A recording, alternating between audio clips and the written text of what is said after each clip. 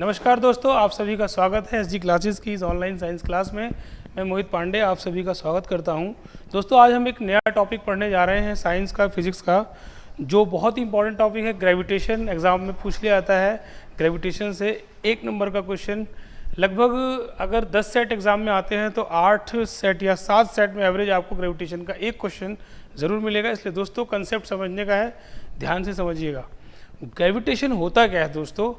Gravitation असल में हमारी जीवन में जितनी भी चीज़ें हमें अपनी अर्थ पर दिखती हैं, एग्जिस्ट करती हैं इस ब्रह्मांड में, वो सभी गुरुत्वाकर्षण बल के कारण ही इस ब्रह्मांड में रुकी हुई हैं। जैसे पेड़ पौधे, पहाड़, हम, ये नॉन लिविंग थिंग्स, वस्तुएं, बिल्डिंग, जो भी आप देख रहे हैं, ये सब गुरुत्वाकर्षण बल के कारण ही एक दूसरे को अट्रैक्ट करती हैं और इनको गुरुत्वाकर्षण बल के कारण ही अर्थ भी अपनी ओर अट्रैक्ट करती है। दोस्तों, वो कैसे करती है दोस्तों, हम इसे समझेंगे।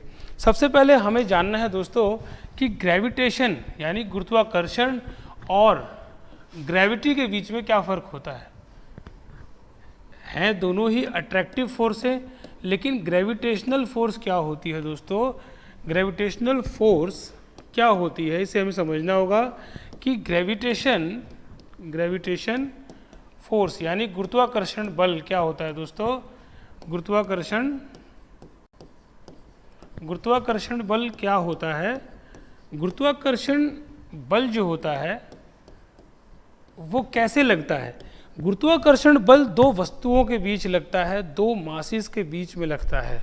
दो वस्तुएं जिनका कुछ मास है उनके बीच में वह दोनों वस्तुएं एक दूसरे को इस संसार में अट्रैक्ट करके रखती हैं, बांध कर रखती हैं, एक दूसरे को अपनी ओर खींच के रखती हैं। जैसे दोस्तों मैं आपको एग्जांपल देता हूँ।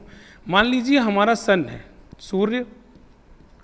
ये सन जो है इसका ग्रेविटेशनल फोर्स बहुत ज़्यादा है दोस्तों। एक एक नंबर के क्वेश्चन में बोलता जाऊंगा, आप नोट करते जाएंगे। एग्जाम में पूछा जाता है कि पूरे ब्रह्मांड का सबसे अधिक मास, इस ब्रह्मांड, अगर ये ब्रह्मांड हम मान लें 100 किलो का है, तो सबसे ज़्यादा वजन किस चीज़ का है, सबसे ज़्यादा मास किस चीज़ का है?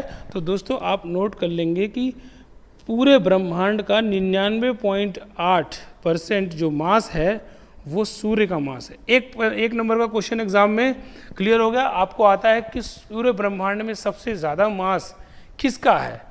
सन, प्लैनेट्स, अगर हम सोलर सिस्टम में बोलें तो सूर्य का मास 99.8 यानी 99.8% मास अकेला सूर्य ही लेता है। यानी जो 0.2% बचा उसमें सारे प्लैनेट्स आ गए। तो आप सोच सकते हैं कि सूर्य का आकार कितना बड़ा होगा, सूर्य की ग्रेविटेशन फोर्स कितनी बड़ी होगी। इसी वजह से सूर्य ने सभी ग्रहों को अपनी चारों तरफ बांध कर रखा हुआ है। दोस्तों, ये मरकरी, सबसे पास में कौन सा ग्रह है? मरकरी। आप देखिए, मरकरी यानी बुध। सबसे पास का ग्रह कौन सा है दोस्तों? मरकरी यानी बुध। बहुत ध्यान से देखिएगा, बुध के जो ये बल लगाता है वो सबसे ज़्यादा होगा क्योंकि सबसे पास में है। ग्रेविटेशनल फोर्स सबसे ज़्यादा किस पर लगेगी? मरकरी पर। और सूर्य की ग्रेविटेशनल फोर्स सोलर सिस्टम में सबसे ज़्यादा होती है। यानी गुरुत्वाकर्षण बल क्या होता है? दो वस्तुएं एक दूसरे को जिस बल से पकड़े रखती हैं, आकर्षित करती हैं, अट्रैक्ट करती हैं, उसे हम कहते हैं गुरुत्वाकर्षण बल। सूर्य जैसे मरकरी को, उसके बाद देखिए दोस्तों, जैसे यहाँ पर वीनस यानी मरकरी, वीनस यानी शुक्र। ठीक है दोस्तों, ये भी ग्रह हुआ। इसके बाद अर्थ को, ठीक है, इसी तरह से हमारा तीसरा प्लैनेट अर्थ। इनको सूर्य जो जिस ताकत से, जिस फोर्स से सूर्य ने इन सभी ग्रहों को अपने इर्द गिर्द घूमने पर मजबूर कर रखा है, उसी फोर्स को हम कहते हैं ग्रेविटेशनल फोर्स।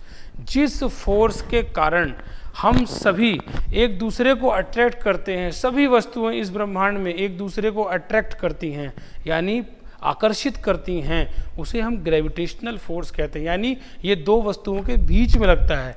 आप देखिए दोस्तों, इसकी वैल्यू जान लेते हैं। मान लेते हैं हमारे पास कोई पॉइंट मास, ठीक है, शून्य मास m1 है और ये कुछ दूरी पर कोई मास है m2। ठीक है दोस्तों, ये m1 और ये कुछ मास है m2। ये कुछ दूरी पर है। ये दूरी कितनी है दोस्तों? मैं मान लेता हूँ r, इस दूरी को मैं r मान लेता हूँ दोस्तों। अब m1 यानी मान लिया ये भी कुछ मास है इस वाले वस्तु का, और इस वाली वस्तु का भी कुछ मास है m2। अब दोस्तों ग्रेविटेशनल फोर्स की वैल्यू क्या होती है, इन दोनों के बीच में ही वो फोर्स लग रही होगी। ये दोनों वस्तुएं एक दूसरे को, यानी ब्रह्मांड में दो वस्तुएं जिस बल से एक दूसरे को अट्रैक्ट करती हैं उसी को हम कहते हैं ग्रेविटेशनल फोर्स। अब देखिए ग्रेविटेशनल फोर्स की दोस्तों वैल्यू क्या होती है, F इज इक्वल टू, देखिए इसकी डेफिनेशन लिख सकते हैं कि इट इज़ अ फोर्स, यह वह बल है जिससे by which two masses in universe attracts each other. ठीक है, दो ऑब्जेक्ट्स, दो बॉडीज, दो वस्तुएं एक दूसरे को जिस बल से आकर्षित करती हैं उसे ग्रेविटेशन कहते हैं। या हम कह सकते हैं कि यह वह बल है जो प्रोडक्ट ऑफ द मासेस होता है, यानी दोनों मास का प्रोडक्ट होता है, and inversely proportional to the square of distance between them, यानी व्युत क्रमानुपाती होता है। क्रमानुपाती तो होता है प्रोडक्ट यानी गुणा, दोनों मास की गुणा। व्युत क्रमानुपाती किसके होगा दोस्तों, दोनों मास की गुणा। देखिए किसके व्युत क्रमानुपाती होगा, दोनों मास की गुणा। ठीक है, और inversely proportional to square of the distance between them, यानी जितनी दूरी है उसका स्क्वायर कर दें उसका ये व्युत क्रमानुपाती होता है ना, इनवर्सली प्रोपोर्शनल। तो अगर मैं इन दोनों इक्वेशन से एक ही इक्वेशन बनाऊं, मान लीजिए इन दोनों इक्वेशन से एक इक्वेशन बनाऊं, तो force is directly proportional to दोनों का मास कितना होगा उसकी गुणा, और दोनों के बीच की दूरी कितनी होगी उसका व्युत क्रमानुपाती का स्क्वायर, यानी वर्ग करके लिख दिया।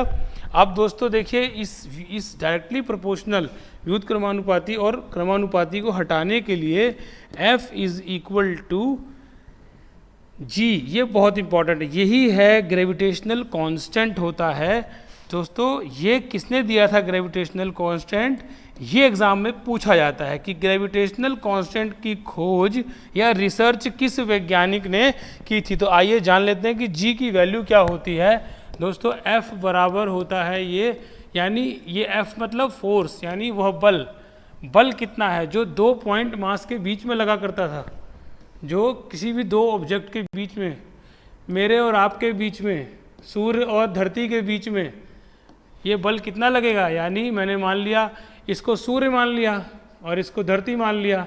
ठीक है दोस्तों, तो यानी कि मास ऑफ सन गुणा मास ऑफ अर्थ बटे इन दोनों के बीच की दूरी, और दूरी आपको पता है मैंने बताया था 15 करोड़ किलोमीटर होती है, 1.5 इंटू 10 की पावर 8। दोस्तों यूनिट्स को अच्छे से लर्न करते रहिए, याद करते रहिए, जब आप पढ़ेंगे तो ही आपको ये आएगा।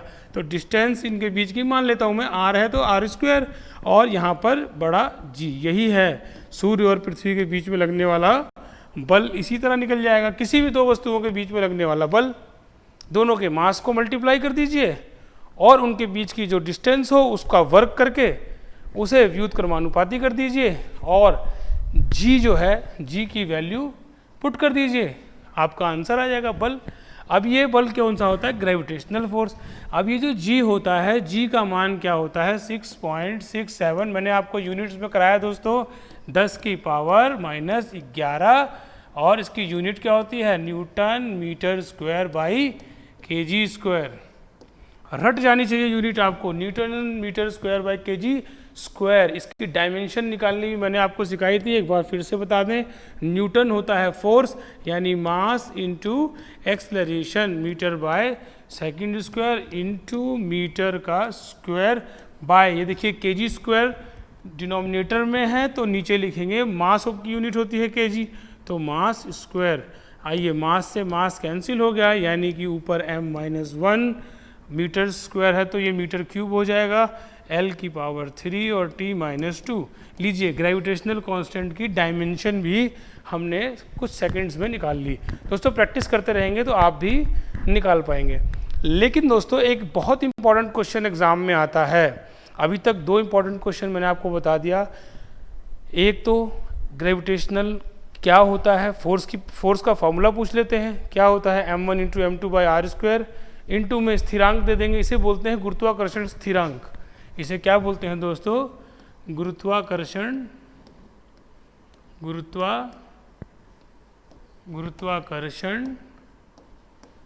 स्थिरांक, क्योंकि ये कांस्टेंट होता है, इसकी वैल्यू बदलती नहीं दोस्तों, ठीक। इसे हम बोलते हैं गुरुत्वाकर्षण स्थिरांक यानी ग्रेविटेशनल कांस्टेंट। इसकी वैल्यू पूछ सकते हैं 1 नंबर में, आपसे इसका फॉर्मूला पूछ सकते हैं 1 नंबर में। अगर 2 वस्तुएं हैं उनके बीच में गुरुत्वाकर्षण बल कितना होगा। आपसे 1 नंबर में पूछ सकते हैं कि सन इस सोलर सिस्टम में, हमारे सोलर सिस्टम में सबसे ज़्यादा मास किसका है, तो आप लिखेंगे सन का कितना है, 99.8% मास अकेले सन का है। इसी वजह से उसकी भाई जो जितना बड़ा होगा उतनी ही ताकत से दूसरे को खींच पाएगा, तो सन की ताकत सबसे ज़्यादा है। सबसे ज़्यादा गुरुत्वाकर्षण बल सूर्य का है। सूर्य ने सभी प्लैनेट्स को, अब आप सोचिए कि लगभग 60 करोड़ किलोमीटर दूर प्लूटो था। प्लूटो प्लैनेट नहीं रह गया, 2006 में इसे प्लैनेट की श्रेणी से हटा दिया गया है। हमारे पास टोटल प्लैनेट्स हैं अब 8। टोटल प्लैनेट्स कितने रह गए दोस्तों, 8। 2006 में कब हटाया, ये क्वेश्चन आ सकते हैं दोस्तों एग्जाम में कि प्लैनेट्स की कुल संख्या 8 और आप 9 लिख के आ सकते हैं, कुछ बच्चे कंफ्यूज होंगे। तो 8 है। प्लूटो को 2006 में हटा दिया गया था। किसको, प्लूटो को 2006 में प्लैनेट्स की श्रेणी से हटा दिया था, ठीक है दोस्तों, हटा दिया गया। अब दोस्तों 1 नंबर का क्वेश्चन पूछ सकता है कि बताइए ग्रेविटेशनल कांस्टेंट जी का मान क्या होता है।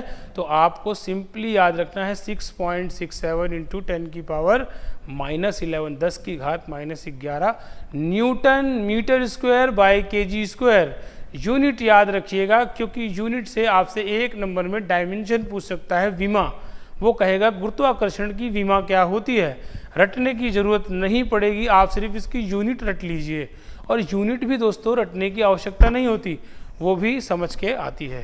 तो newton metre square by KG square पूछ सकता है। 1 नंबर में आपसे बहुत इंपॉर्टेंट क्वेश्चन पूछ सकता है कि जी का मान किसने खोजा था, यानी ग्रेविटेशनल कांस्टेंट की खोज किसने की थी। तो आप लिखेंगे हेनरी कैवेंडिश। जी हाँ, ये वही हेनरी कैवेंडिश हैं। अगर नहीं जानते तो आप लोग जान लीजिए कि हेनरी कैवेंडिश ये वही वैज्ञानिक हैं जिन्होंने एक तो जी खोजा, जी को डिस्कवर किया, जी डिस्कवर्स, और दोस्तों इन्होंने क्या खोजा था, हेनरी कैवेंडिश ने हाइड्रोजन की खोज की थी।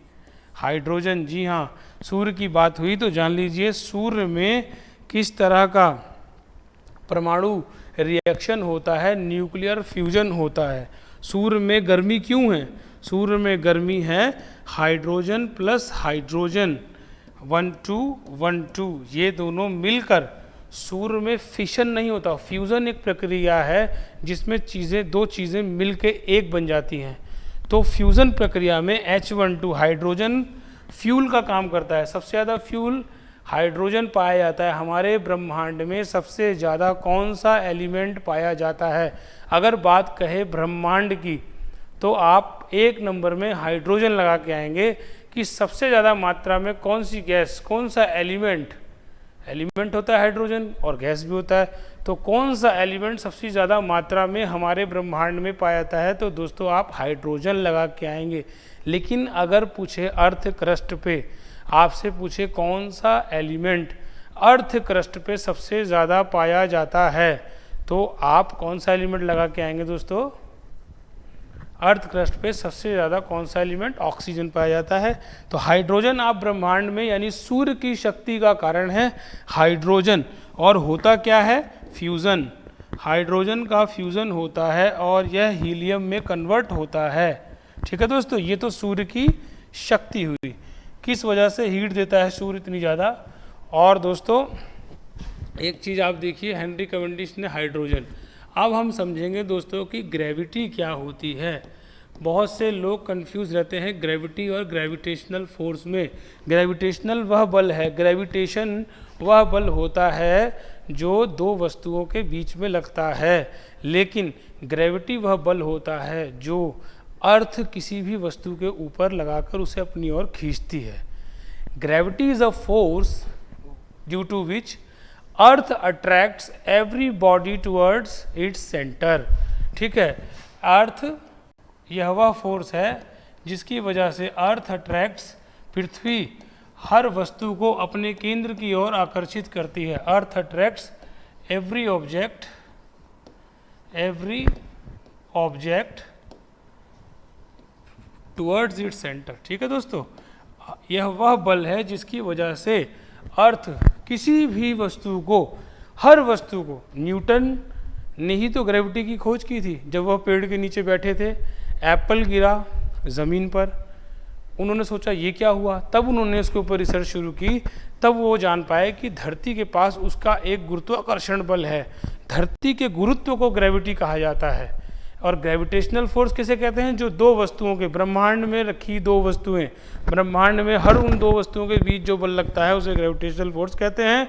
और ग्रेविटी अर्थ का वह गुरुत्वाकर्षण बल है जिसकी वजह से वह किसी भी वस्तु को अपने केंद्र की ओर खींचती है दोस्तों। तो केंद्र की ओर खींचती है। अर्थ attracts every object towards its centre. ये बहुत ध्यान से दोस्तों, मैं लाइन लगा रहा हूँ, अंडरलाइन कर दे रहा हूँ, इसीलिए क्योंकि एग्जाम में आपको फंसा सकता है एग्जामिनर। वो दे सकता है कि ग्रेविटी वह फोर्स है जो किसी भी वस्तु को अपने ध्रुव की ओर खींचती है, इक्वेटर की ओर खींचती है। आपको कुछ भी चार ऑप्शन देगा, आपको सेंटर पर ध्यान रखना है कि ग्रेविटी वह फोर्स है जिसकी वजह से पृथ्वी किसी भी वस्तु को हवा से अपने केंद्र की ओर खींचती है, तो वह ग्रेविटी कहलाती है। अब ये ग्रेविटी क्या है? ये तो हुआ दोस्तों गुरुत्व धरती का, ये हुआ दोस्तों धरती का गुरुत्व। ठीक है दोस्तों, ये हुआ धरती का गुरुत्व। अब मैं आपको बताता हूँ इस गुरुत्व के कारण जो त्वरण पैदा होता है उसे क्या कहते हैं। अब मान लीजिए आपने कोई बॉल ऊपर को फेंकी, आपने अपने हाथ से कोई बॉल ऊपर को फेंकी, मैं इस पेन को ऊपर को फेंकूं, जब ये नीचे आ रहा होगा दोस्तों तो ये अपने आप अपनी वेलोसिटी बढ़ाएगा। पहले धीरे होगा, फिर ये तेज़ होता जाएगा, जैसे जैसे धरती के पास तक पहुँचेगा ये इसकी वेलोसिटी मैक्सिमम हो जाएगी।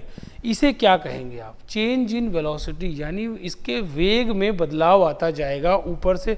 अभी अगर मैं बिल्डिंग से जंप लगाऊं, कोई भी चीज़ ऊंचाई से नीचे आए तो वह अपना वेग बढ़ाती जाएगी और तेज़ी से नीचे आएगी। और सबसे ज़्यादा वेग कब होगा उसका? वो जब धरती के जस्ट पास में पहुँचने ही वाली होगी, तब सबसे ज़्यादा वेग होता है, तब सबसे ज़्यादा काइनेटिक एनर्जी होती है। मैंने आपको पढ़ाया था दोस्तों। तो सबसे ज़्यादा वेग होगा धरती के जब बिल्कुल पास आ जाएगी चीज़। तो उस केस में क्या होगा दोस्तों? चेंज इन वेलोसिटी हो रहा है, वेग में बदलाव हो रहा है। और मैंने आपको पढ़ाया था कि वेग में बदलाव क्या होता है? एक्सेलरेशन। जब किसी वस्तु के वेग में बदलाव होता है, यानी पहले कुछ और वेग था, इनिशियल वेलोसिटी, प्रारंभिक वेग, फिर अंतिम वेलोसिटी। ठीक है, और अगर कुछ समय बाद बदलाव होता है तो उसे हम क्या बोलते हैं दोस्तों? एक्सेलरेशन यानी त्वरण। एक्सेलरेशन यानी उसे हम त्वरण कहते हैं। तो दोस्तों जब ये त्वरण हुआ तो किसके कारण ये त्वरण आता है? जब कोई बॉडी फ्रीली फॉल करती है हवा में, यानी जब कोई बॉडी हवा में अगर मैं अपने पेन को हवा में ऐसे छोड़ दूं नीचे, तो किसके कारण इसमें त्वरण उत्पन्न होगा? जी हाँ दोस्तों, ग्रेविटी के कारण। धरती के गुरुत्वाकर्षण के कारण किसी वस्तु में जो कि स्वतंत्र रूप से हवा में गिराई जा रही हो, गिर रही हो, उसमें त्वरण जो पैदा होता है उसे हम कहते हैं गुरुत्वाकर्षण का त्वरण। क्या कहेंगे दोस्तों? एक्सेलरेशन। एक्सेलरेशन यानी त्वरण। ठीक है दोस्तों, acceleration produced in a freely falling object, यानी जो स्वतंत्र रूप से गिर रही हो वस्तु, फ्रीली फॉल कर रही हो, फ्रीली फॉलिंग ऑब्जेक्ट। देखिए त्वरण क्या है? Freely falling object. Acceleration produce in a freely falling object. स्वतंत्र रूप से अगर मैं किसी बॉल को ऐसे गिरा दूं, मान लीजिए धरती है और मैं यहाँ से स्वतंत्र रूप से किसी बॉल को गिरा रहा हूँ, तो इसकी जी के कारण, जी जो कि धरती अपने केंद्र की ओर लगाती है बल, खींचती है नीचे को डाउनवर्ड डायरेक्शन में, उस वजह से इसमें जो एक्सेलरेशन आएगा इज कॉल्ड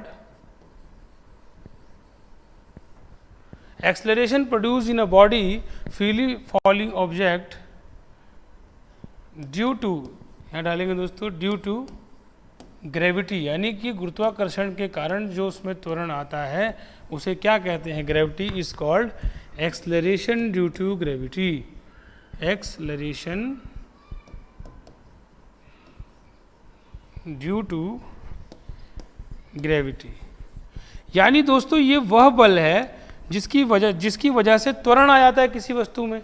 यानी अगर अब हमें धरती से जंप लगानी हो, धरती से उछलना हो, तो हमें कौन सी फोर्स है जो रोकती है उछलने से? हम जितनी ज़्यादा ताकत लगाएंगे उतनी ज़्यादा ऊपर उछल पाते हैं। आप करके देखिएगा विजुलाइज। तो कोई ना कोई बल है जो हमें उछलने से, इस धरती से ऊपर जाने से रोकता है। तो दोस्तों वो बल हमें रोकता है, लेकिन हम ये कैसे अंदाज़ा लगा पाएँ कि हम कितनी ऊपर जा सकते हैं अगर हम जंप लगाएं? तो दोस्तों अगर हम, याद रखिएगा ये एग्ज़ाम में आता है कि अर्थ पे जंप लगाते हैं, क्योंकि ग्रेविटी अर्थ की ज़्यादा होती है। अर्थ की ग्रेविटी क्या होती है? ग्रेविटी अर्थ की क्या होती है दोस्तों? ज़्यादा।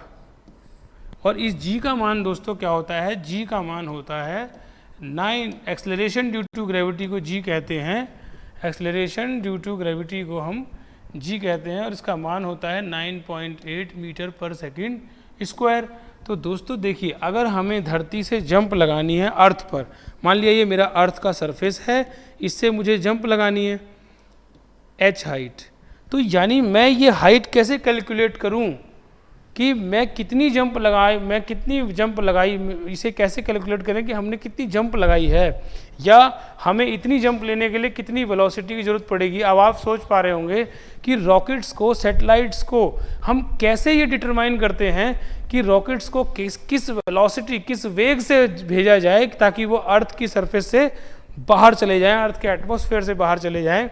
तो देखिए, अगर कोई व्यक्ति, आपके एग्ज़ाम में आएगा, अगर कोई व्यक्ति अर्थ पे खड़ा होकर जंप लगाता है तो वह कौन सी इक्वेशन दर्शा रही है? तो हाइट बराबर होता है v² वेग बाय 2g। यह आपको पता होना चाहिए, ठीक है। अब क्योंकि g का मान तो कांस्टेंट है, ये हमेशा यही रहेगा, तो g का मान 9.8। धरती के लिए g का मान यही रहेगा दोस्तों, अर्थ के लिए g का मान यही रहेगा। अलग अलग प्लैनेट्स पे, सूर्य पे जी का मान बहुत ज़्यादा होता है, जी का मान सूर्य का, मैंने बताया नहीं, ग्रेविटी सूर्य की बहुत ज़्यादा है, ग्रेविटेशनल फोर्स, तो जी का मान बहुत ज़्यादा। पर मून जो चंद्रमा है, ये बात आप ध्यान रखिए, एग्जाम में आएगा कि चंद्रमा पर जंप करना आसान है अर्थ की अपेक्षा, पृथ्वी की अपेक्षा चंद्रमा पर आप ज़्यादा ऊंची छलांग लगा सकते हैं। ऐसा क्यों? क्योंकि मून की ग्रेविटी अर्थ से कम होती है, 1/6 होती है। तो दोस्तों ये बात भी आप ध्यान रखिएगा कि मून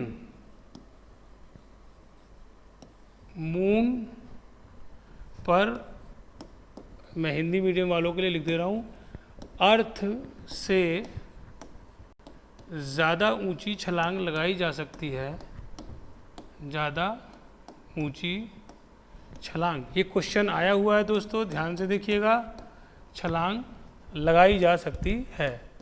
क्यों लगाई जा सकती है दोस्तों? A man can jump higher on moon than earth. क्यों? बिकॉज, क्योंकि अर्थ की पे जी का मान क्या है? ज़्यादा। अर्थ पे जी का मान ज़्यादा है और मून पे जी का मान क्या होता है? मून पे जी का मान कम होता है। अब दोस्तों एक बात याद रखिएगा कि अगर वेट ऑफ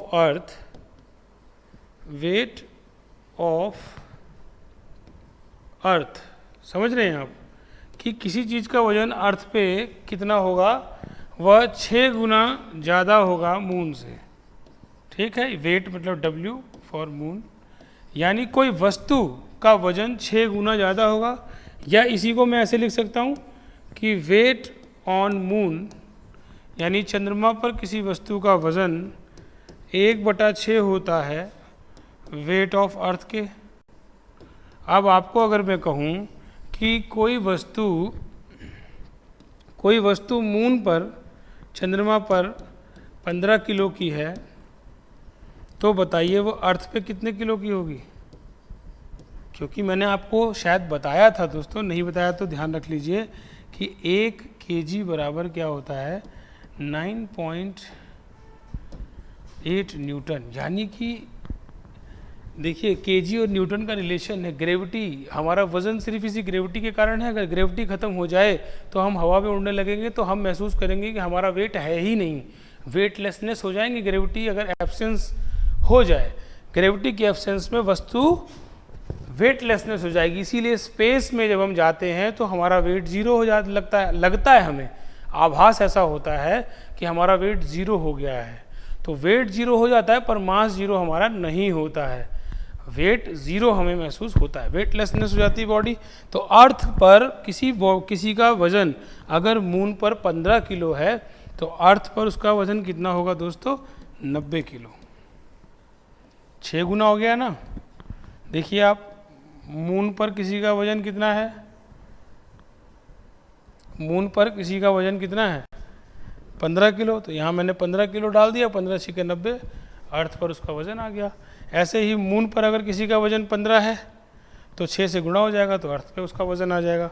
अगर उल्टा कर दें, किसी का वजन अर्थ पर, अगर किसी वस्तु का वजन अर्थ पर 60 kg है तो बताइए तो मून पर क्या होगा? बस मून पर 6 गुना कम, ग्रेविटी मून की 6 गुना लगभग कम है। तो दोस्तों मून पे वजन 10 किलो हो जाएगा। ठीक है दोस्तों, इसी क्रम में आगे चलते हैं और बात करते हैं हम बहुत इम्पॉर्टेंट कि ग्रेविटी कैसे फ्लक्चुएट करती है, यानी इंक्रीज और डिक्रीज। सबसे पहला पॉइंट दोस्तों कि ग्रेविटी जो होती है, जब हम धरती की सतह से ऊपर जाएं या तो हाइट पर चले जाएं, जैसे जैसे ऊपर जाते जाएंगे ग्रेविटी की वैल्यू कम होती जाएगी, और जैसे जैसे हम अर्थ की डेप्थ में जाएंगे, गहराई में, तो जी का मान ऊपर जाने पर, पृथ्वी से ऊपर, पृथ्वी की सतह से ऊपर जाने पर या डेप्थ में जाने पर जी का मान घटता है। तो लिखिए g decreases on going height and depth, on going height and depth of earth. ठीक, पृथ्वी की सतह से, लेयर ऑफ अर्थ, पृथ्वी की सतह से ऊपर जाएंगे तो जी का मान घटता है, नीचे जाएंगे तो जी का मान घटेगा। अब दोस्तों जी का मान देखिए आप, ये पृथ्वी मान लीजिए आप, ये मेरा इक्वेटोरियल रेडियस, इसे इक्वेटर मानते हैं। ये क्या है दोस्तों? इक्वेटर। कुछ चीज़ें टॉपिक में आपको एक एक नंबर की मिलती रहेंगी, उसे आप पढ़ते रहिए। इक्वेटर को ग्रेट सर्किल भी कहा जाता है दोस्तों। क्या कहते हैं इक्वेटर को? Great circle. ठीक है, क्योंकि ये वही रेखा होती है, इक्वेटर को विषुवतीय रेखा भी कहा जाता है। ये वह रेखा है जो पृथ्वी को दो भागों में, दो अलग अलग भागों में बांट देती है, इक्वेटर।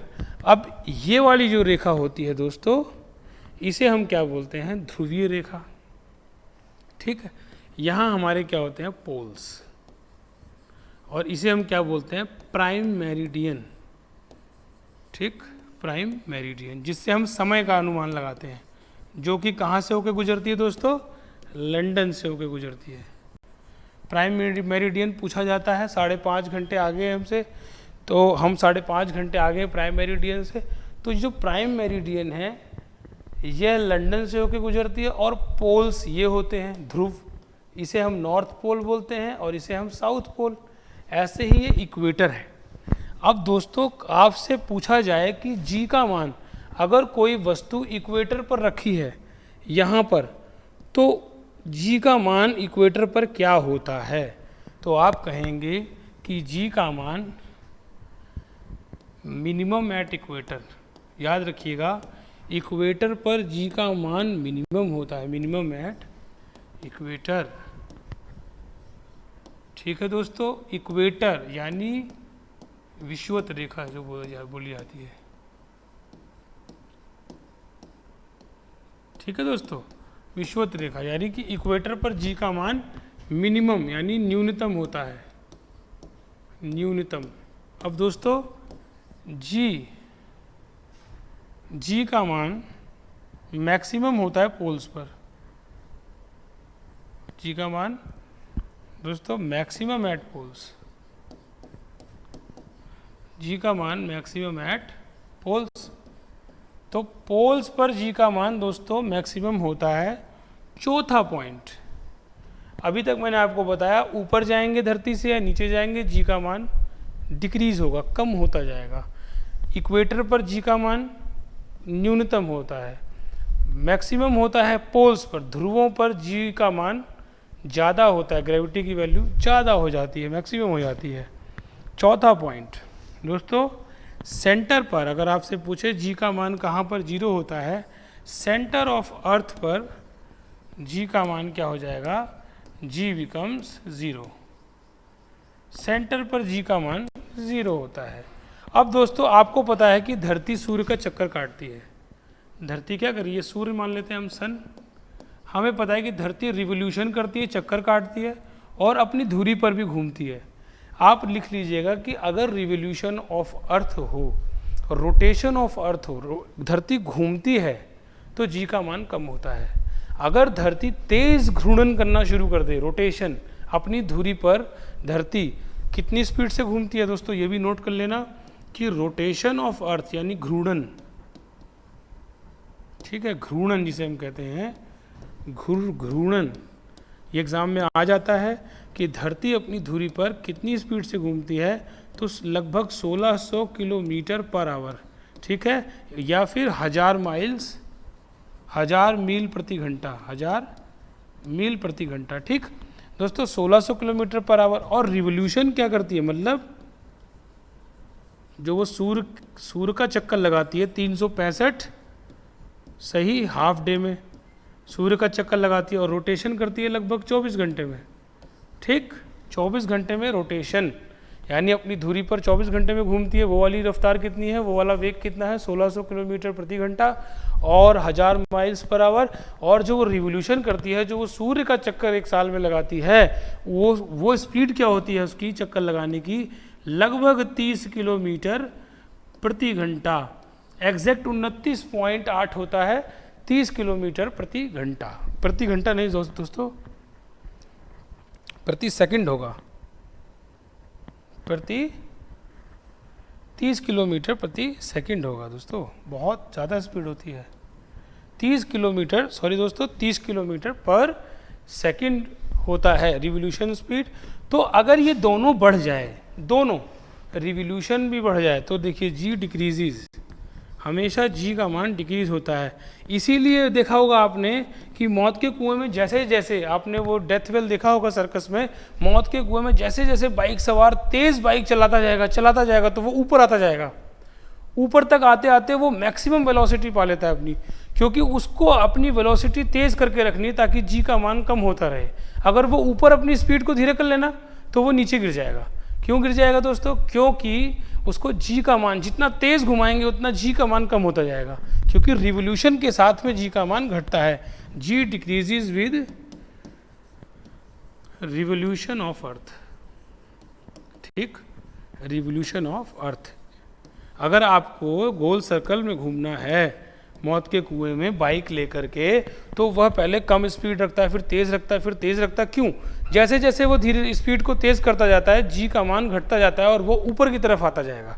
क्योंकि अगर वो धीरे हो गया तो ग्रेविटी उसे अपनी ओर खींच लेगी, वह गिरने का, उसके गिरने का चांस प्रबल हो जाएगा, वह गिर जाएगा। इसीलिए वो अपने जी के मान को घटाने के लिए अपनी स्पीड को, जो रिवोल्यूशन की स्पीड है, उसको बढ़ाता है। तो यानी किसी भी वस्तु की जब रिवोल्यूशन की स्पीड बढ़ती है तो जी का मान कम होता है। इसी अगर धरती की स्पीड तेज़ हो जाए और तेज़ घूमने लगे तो जी का मान कम होना शुरू हो जाएगा, हम सब हवा में उड़ने लग जाएंगे। अब दोस्तों छठा पॉइंट, ये रिवोल्यूशन की बात हुई, यानी जो वह चक्कर लगाता है सूरज के चारों ओर, और जो वो अपने घूर्णन करता है, अपनी धुरी पर घूर्णन करती है धरती। घूर्णन भी अगर तेज करने लगे, यानी 1600 किलोमीटर प्रति घंटे की रफ्तार से तेज हो जाए, 1700 किलोमीटर, 1800, 2000, 10,000, तो हम सब हवा में, स्पेस में चले जाएंगे, हम सब ग्रेविटी, क्योंकि ग्रेविटी कम हो जाती है। जी डिक्रीजेज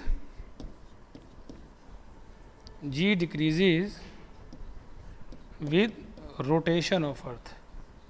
ठीक है, अगर रोटेशन बढ़ेगी, रोटेशन ऑफ अर्थ, तो रोटेशन ऑफ अर्थ के साथ जी डिक्रीज होती है। तो अभी तक मैंने कहाँ बताया, सिर्फ जी पोल्स पे बढ़ता है, मैक्सिमम एट पोल्स, बाकी मिनिमम एट इक्वेटर डिक्रीजेज, अगर ऊपर जाएंगे नीचे जाएंगे तो डिक्रीज होगी। सेंटर ऑफ अर्थ पे जी का मान 0, और जी डिक्रीज होता है revolution of earth, G decrease होता है रोटेशन ऑफ अर्थ यानी घूर्णन से और चक्कर लगाने से, ठीक है, परिक्रमा करने से सूर्य की, तो डिक्रीज होता है। अब देखिए रोटेशन का एक और कॉन्सेप्ट आप समझ लें कि यदि, मैं एकदम साधारण भाषा में बता रहा हूँ, यदि बहुत इंपॉर्टेंट है, यदि पृथ्वी की घूर्णन चाल, यदि पृथ्वी की घूर्णन चाल, ठीक है, रोटेशनल स्पीड, इंग्लिश मीडियम वाले जान लें, रोटेशनल स्पीड, यदि घूर्णन चाल पृथ्वी की 17 गुना ज़्यादा हो जाए, 17 टाइम्स मोर, किससे, मोर, ठीक है, 17 गुना 17 टाइम्स ज़्यादा हो जाए, किससे, प्रेजेंट रोटेशनल स्पीड से, किससे, प्रेजेंट रोटेशनल स्पीड से, यानी धरती मान लीजिए अभी 1600 लगभग कितने किलोमीटर की रोटेशन है, रोटेशनल स्पीड, मैंने आपको बताया था घूर्णन करती है धरती अपनी धुरी पर, जो घूर्णन करती है, ये वाली स्पीड कितनी है, ये तो सूर्य का चक्कर काट रही है, यहाँ पे सूर्य है, इसका चक्कर काट रही है यहाँ पे, लेकिन जो अपनी धुरी पर ये घूर्णन कर रही है वो है 1600 किलोमीटर बताया आपको पर आवर, और जो सूर्य का चक्कर काट रही है वो 30 किलोमीटर पर सेकंड। ठीक है दोस्तों, तो रोटेशनल स्पीड अगर उसकी कितनी हो जाए, अगर इफ़, ठीक है, तो इफ़, तो 17 गुना कितनी हो जाए, 1600, तो जो भी आएगा वो स्पीड हो जाएगी। अगर उतनी स्पीड अगर हो जाए तो जी का मान क्या हो जाएगा दोस्तों, जी का मान क्या हो जाएगा, 0, यानी कि हम सभी स्पेस में चले जाएंगे, उड़ने लग जाएंगे, और हम सब क्या हो जाएंगे, वेटलेसनेस, यानी आपको फील होने लगेगा कि हमारा कोई वज़न ही नहीं है। अगर हम लोग, अगर किसी को ऊंची सी बिल्डिंग पर ले जाकर और फ्रीली फॉल करा दिया जाए, छोड़ दिया जाए, तो बॉडी एक्सेलरेट हो जाएगी, वेलोसिटी बढ़ती जाएगी, एक्सेलरेशन को पालेगी बॉडी, त्वरण आ जाएगा। तो थोड़ी देर बाद हमें ऐसा महसूस क्यों होता है कि जैसे हमारी बॉडी में वज़न ही नहीं है, हमारा कुछ भी वज़न नहीं है। दैट इज़ कॉल्ड, स्पेस में जाने पर यही होता है, वेटलेसनेस, यानी आपको शून्य वजन लगने लगेगा अपना। तो दोस्तों आप इससे अच्छे से रिवाइज करते रहें। आज की क्लास यहीं पर समाप्त करते हैं, नया टॉपिक लेके जल्दी आपके सामने आएंगे। आप यूनिट्स और फॉर्मूलेज और जो भी कंसेप्ट आपको समझाए जा रहे हैं बार बार पढ़ते रहें दोस्तों, पढ़ने से ही आपको ये आएगा, अदरवाइज़ आप सब भूलते जाएंगे। और मेरी वीडियो को लाइक और कमेंट करना दोस्तों मत भूलिएगा। बहुत बहुत धन्यवाद दोस्तों।